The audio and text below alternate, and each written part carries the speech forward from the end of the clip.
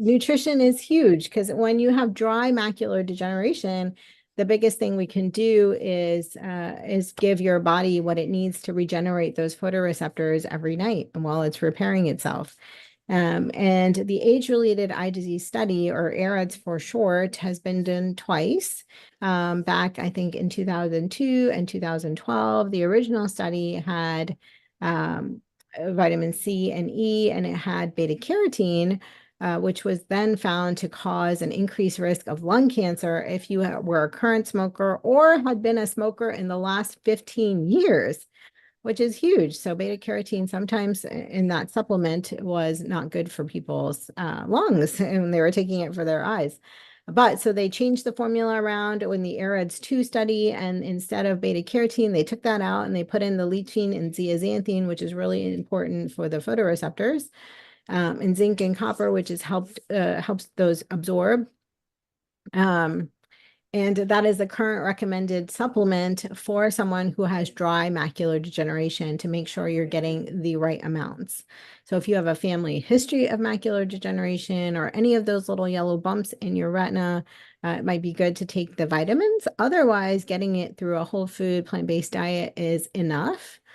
Let's see, the highest food with these nutrients, as I mentioned before, is kale. I love kale. Okay.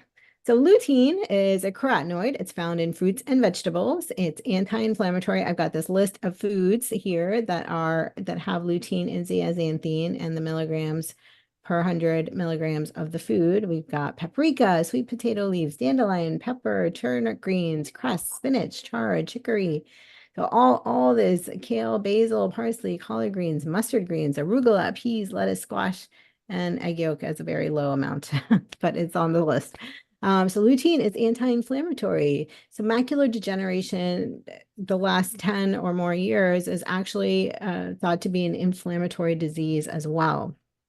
Because as those volcanoes kind of erupt through and into the retina, as I mentioned before, they create a lot of inflammation and release these vascular endothelial growth factors that can create more and more inflammation. So if we decrease inflammation in our bodies with these anti-inflammatory foods, we're going to help the eyes as well. Lutein, as I mentioned before, decreases the formation of cataracts as well.